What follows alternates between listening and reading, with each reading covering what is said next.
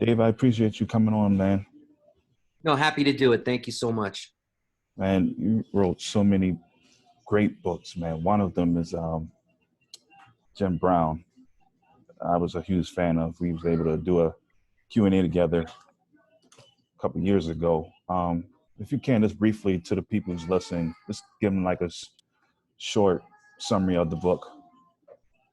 Yeah, sure. Just hello to everybody. Name's Dave Zirin. I've written 10 books on the politics of sports, and number 10 was this book, Jim Brown, Last Man Standing. It's about the truly remarkable career, both on the football field and off, of Jim Brown, arguably the greatest football player ever, arguably the greatest lacrosse player ever, somebody who then became a figure in the Black freedom struggle, who became a figure in Hollywood, and who also has a history of a private life that's tumultuous, to say the least. And what I was trying to do was weave all those stories together and tie it in a bow of Jim Brown's own thoughts about manhood and what it means to be a Black man in America, using his own words to express that, and how those beliefs maybe shaped some of the approaches that he took, both in the football world, in Hollywood, and in his personal life. Interesting to say that, man. I know we're like, how many years so far have we been doing with this Kaepernick journey? Well, August 2016 was when he first took that knee. Almost And 4 years, man. it's been 4 years. And so I'll never forget when he first took that knee. I mean, if you'd asked me at the time, name 10 players who are going to shake up the sports world through introducing politics, he wouldn't have been in my top 10.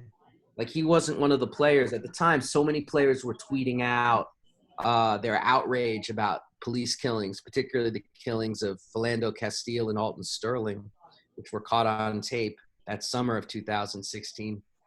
But he wasn't one of them. But he was somebody who, when I look back on his social media, he was putting out like long articles about the history and politics of police violence. So clearly he was doing research about it. And then he made his move. He took a seat. A few weeks after that, he took a knee, and, the rest is history. Yesterday, you talked about you're working on a new book called The Kaepernick Effect. If you can, you just share just a brief summary on that as well.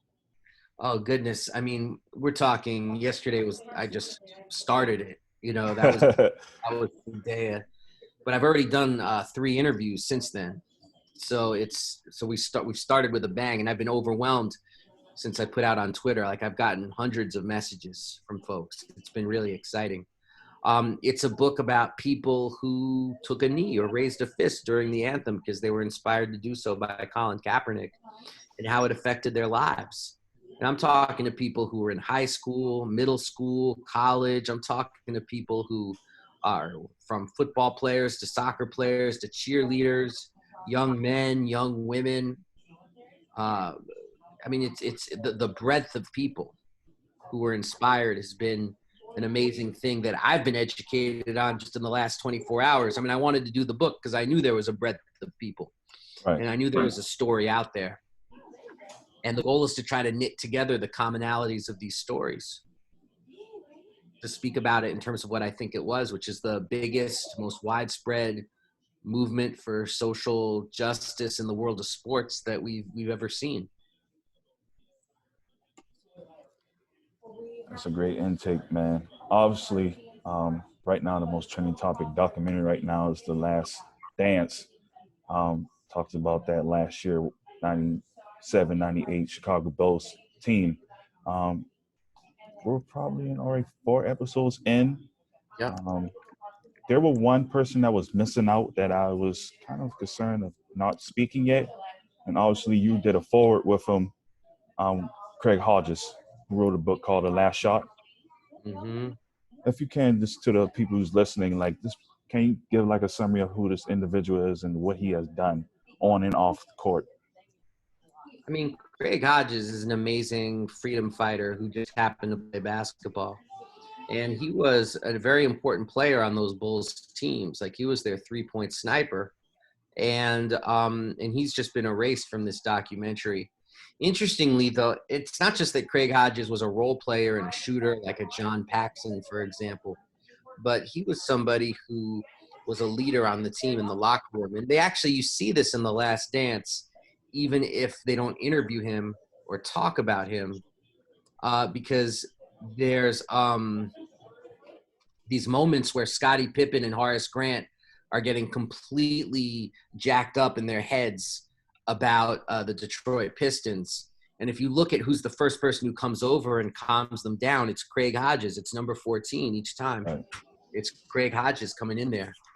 And I think people should read the book Long Shot, Craig's book, because it really does detail all the ways in which he was more than just a basketball player. And I think Craig Hodges is so interesting because unlike the Kaepernick times where you had a lot of athletes speaking out, Craig was really alone. I mean, there weren't a lot of athletes speaking out in the early 1990s at all. Right. But Craig had that courage to do it, even if he was standing alone. I mean, I have so much respect for Craig Hodges. I've done some panels with him. I've interviewed him. I mean, he's just an amazing guy. And he's being erased out of this history. But, sometimes it's interesting. When they erase freedom fighters out of history, sometimes that actually provides an opportunity to revive their history and ask that question, wait a minute, why is this person being ignored? Why is this person being left out? And I'm hoping we can take advantage of The Last Dance to introduce a new generation to Craig Hodges. Absolutely. I know we're all, like you said, we're all social distancing, self-quarantine. As a writer, I'm still in my embryo stages of writing, but you being a senior writer for a long time, for a good while, has there anything changed up since then, or your writing habits, or has it enhanced it?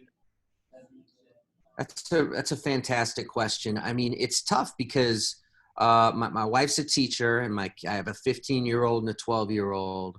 So my habits usually involve getting them out the door first thing in the morning, and then I get to work, and I've got my space to try to get my work done.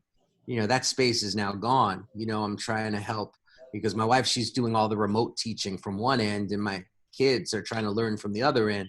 Right. So pretty much what it's been like is trying to fight for space, carve some space out, take turns. I got to know my kids' schedules and my wife's schedule down cold.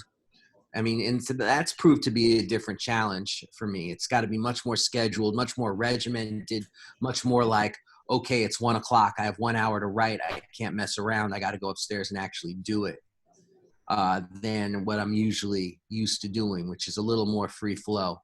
Like right when I feel it, take a break, do something else for work, because there's always other stuff to do. I got to edit somebody else's thing for the nation. I got to do something else, answer emails, whatever. So there's no more like the luxury of I'll write when I feel it is gone. Now it's all about like, okay, it's 1 o'clock. I better start writing. Right. Do you have any like tips and tricks in this moment? Because I've spoken to other writers and some of them say, yeah, I have the time, but they're just they don't feel inspired due to the like situation right now. And I get that. That people can feel actually uninspired because there's so much weightiness happening outside the world. I just think I'm living in a funhouse mirror of that because like I have to be more scheduled now because of my wife and kids. I got to be more on point. I got to be more focused. And that's just helping me get stuff done. So I guess if I had any tip that directly applies to my life, it would be, all right, clear out all distractions, circle a time on the day and say, this hour is when I'm going to do the work, and make sure everybody in your house knows that this hour is when you're going to do the work, and let nobody mess with you during that time. And then that puts pressure on you to actually get it done and have something to produce. And right. Sometimes pressure, it really does produce diamonds. Like you feel that pressure and you do the work. Absolutely. Now, I hope that's helpful. I want to say, though, I really do respect every writer who's struggling right now because I know it's not easy. particularly with family at home, with the weightiness of what's happening in the world. Like, I definitely get it. Absolutely. Now, I just recently graduated from college, College of Charleston. I can honestly say I have 5 courses throughout my tenure that we reference one of your books. Obviously, the first one, one of the early ones, "What's My Name?" And this was at the College of Charleston? Yes, yes. Social psych course, sports and education course, sports sociology course I had as well. On an academic tip, have you had any other professors came out to you to talk to the class or? Yeah, no, I do that all the time. Whether I'm doing a Zoom into a class or getting invited out to a campus to speak. I've been teaching a class the last 2 years at Montgomery Community College, right up the road from me, in Montgomery County in Maryland. I'm teaching a history of sports class there. So, I love that environment. And I love asking college. This is what I do. The first day of every class, I ask them, name one athlete who you would like to have dinner with. The athlete could be living or dead, and you've got an hour to pick their brain. Who would that be? And they give their answers on the first day of class. And then I ask them at the end of the semester who their athlete would be. And oftentimes their answers have changed dramatically because they didn't know the history of Muhammad Ali or Billie Jean King or John Carlos or Tommy Smith. Right. And able to teach them that history is a gift that I'll never take for granted. It's an amazing thing. And, and I'm thrilled that the College of Charleston was teaching some of my stuff, man. That's fantastic. That's a terrific school in a really interesting city with a lot of history. And I'm glad not all the history is good, of course. And so I'm glad that that some of what I'm trying to say could, penetrate there. That's fantastic. Absolutely. I know we touched on it a little bit. I said that, you being a writer for a very long time. Is there anything now that you're still learning in the process and unlearning as well? Yeah. Always learning. Sometimes I go back and look at stuff I wrote 15 years ago, and it's tough to recognize who the writer was. And at first that upset me a lot. But then I realized, we're all creatures of change. We're all in flux. We have to accept that as we go older, we change, hair goes from black to gray. You know what I'm saying? It's like we all change.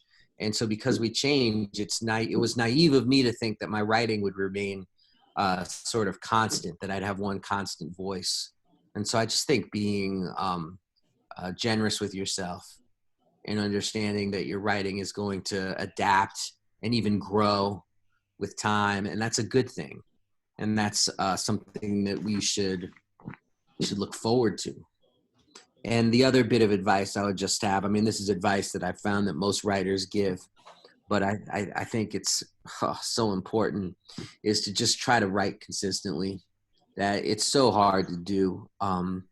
If you stop for a few weeks or a few months, it's tough to get back on the horse and do it again. But if you regiment it, so you're doing at least even a little bit of writing almost every day, maybe take a rest day in there. I'm not saying don't do that, but make it a part of your weekly routine. Otherwise it gets really hard. The writing muscles get loose and get soft, and it's important to keep exercising them at all times. Even if what you're writing, you're not that crazy about, it's still worth doing.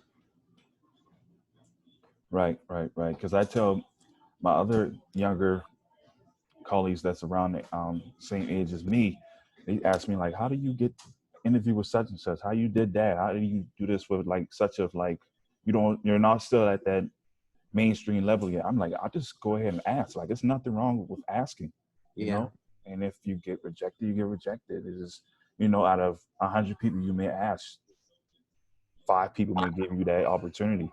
So at the end of the day, you can't just wait for opportunity, wait for some big corporation to call you for your writing. Like, you got to put that work in, like you were saying like a few moments ago. Well, I think we can combine what I said and what you said in an important way, because what you said is absolutely right. It's very important to be bold. It's very important to put yourself out there. It's very important to be confident in your own talents. But then when you do that, you got to be prepared to back it up And so, it's not enough just to go out and ask. You then have to have something behind that, which hopefully, the writer or the interviewer or the media person, that you've built on that and built up those muscles over time. So when it's time to show and prove, you're ready. You've put in the training. Right. I guess we're gonna go more into sports, more and like obviously, like I said, what we was talking about early on in this recording. Where do you see sports going moving forward?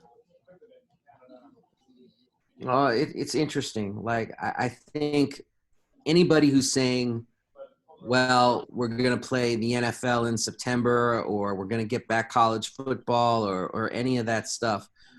I mean, I think everybody's just being very naive right now by putting artificial dates forward. There is no magic date in which the sports world can open its doors. I think, frankly, until we're in the situation where there's a readily available vaccine, I don't see how we go back to normal with sports at all. I mean, maybe they can put something forward like having games in front of empty stadiums and the like, but those aren't going to be the same. That's not, I mean, I've talked to some players about that, and they say to me that, they get like 20% juice on their skills because there are people in the crowd cheering them on. I mean, that adrenaline, it's just like sports without the adrenaline factor for the athlete. I mean, I think it's going to be fascinating to watch, to see what it's like for them to try to generate that level of adrenaline in their bodies and souls without the fans giving it to them, without the fans injecting it straight into their veins. But until they figure out how to do that, I mean, it's not going to be sports, or it's not going to be sports as we know them. So I think people need to sort of, really set their feet, sit down and think, one day at a time about this, because this is not going to happen overnight. Yeah, absolutely. I know it was multiple reports in the NBA, and we just started getting reports from the NFL. Is it like more of a blockage? Have you heard, or is it more cases in the NFL that it just haven't been reported yet? The There's players? so much that hasn't been reported. Yeah. And, and I respect that, because there are privacy issues at work, people's medical histories. And if they don't want to be out there, being like, say, a Rudy Gobert or a Donovan Mitchell, sharing their struggle with folks, that's their business. No question about it.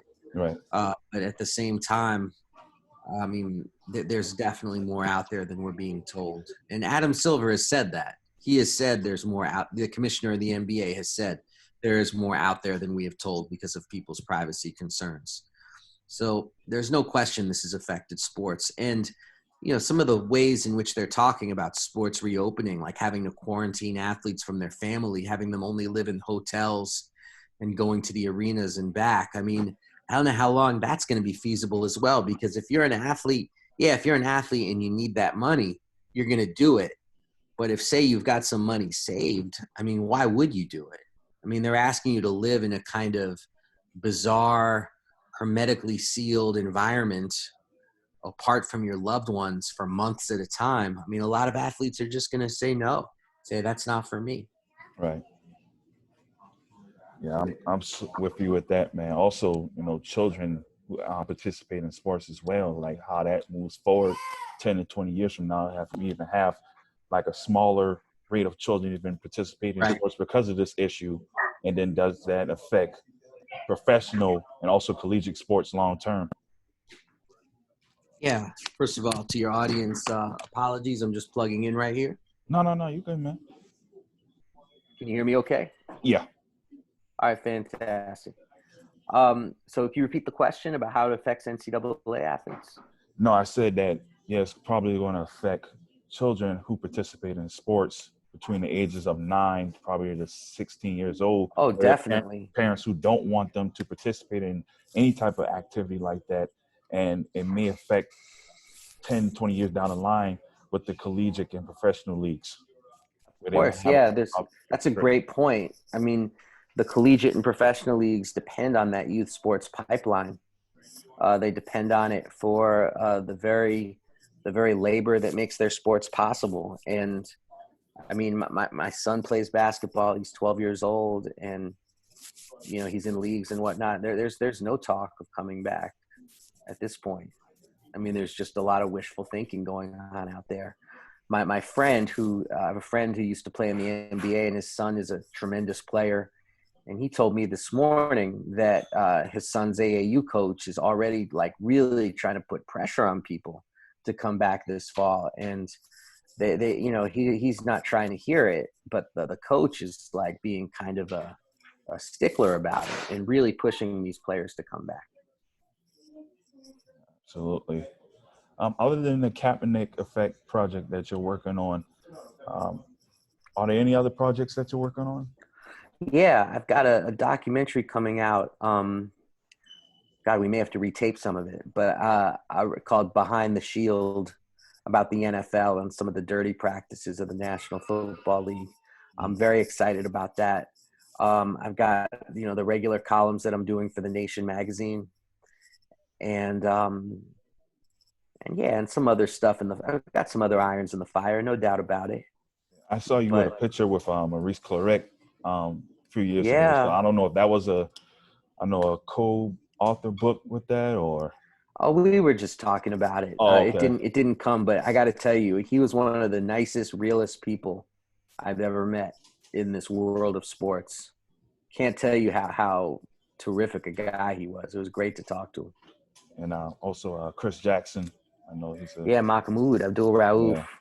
I was talking to him a little bit. A lot of times, you go, my friend who's a talent manager, she always says to me, you always take the meeting. Right. Because you never know, nothing might happen out of that, but that person might remember you. You make a connection, you make a human connection. So even if you don't necessarily want to do a project, you take the meeting because you just never know. And maybe they don't want to do the project, but you take the meeting. So, I took some meetings back then because I was looking for a project. I ended up doing a book with Michael Bennett of the then of the Seattle Seahawks. And it was called Things That Make White People Uncomfortable. And it was a lot of fun to do that book with Michael. And so, the right project came along. Right. Yeah. I was going to ask you that question as well. Yeah. Obviously, yourself being a Caucasian person, individual, you doing a project like that, and obviously me, I went to college. My major was sociology, so I understand that race and gender is a social construct. So if you're able to just explain your early stages of writing that project. Yeah, I mean, honestly, the title was Michael's title, and it was telling Michael's story. And so, I just tried to get out of the way. Michael's an amazing person. He's got an amazing perspective on the world. And all I tried to help him do was translate it to the page. So, I found that, being white or not having like his set of experiences, it didn't, I never felt like it hurt the book because I wasn't a part of the book. Right. You know what I'm saying? Like if I think if I was writing a book called something like The Problems with Racism in America, like that would be kind of problematic, because what do I don't have that firsthand set of experiences. But being able to just use Michael's firsthand experiences to tell a certain story about race politics in the NFL, I mean, that was, not only was it a lot of fun to do, but it also wasn't something I felt hampered by, given my own cultural background, because it was all Michael's voice. Absolutely. Well, Dave, man, I want to thank you so much for hopping on, man, and sharing this time. No, I'm happy to do it. And since it's a podcast, I should tell your audience, respect to you for your NWO shirt. for a man of your age, that's very impressive. Respect. Absolutely, man. Great stuff. Well, it was nice talking to you, man. It's great to talk to you. If anything I can do, let me know when the podcast is out. I'm happy to amplify it and all the rest. Absolutely. I'm probably going to drop it, if not today, sometime, maybe Friday, by the end of Friday. Yeah. Drop me an email when you drop the pod. All right. All right.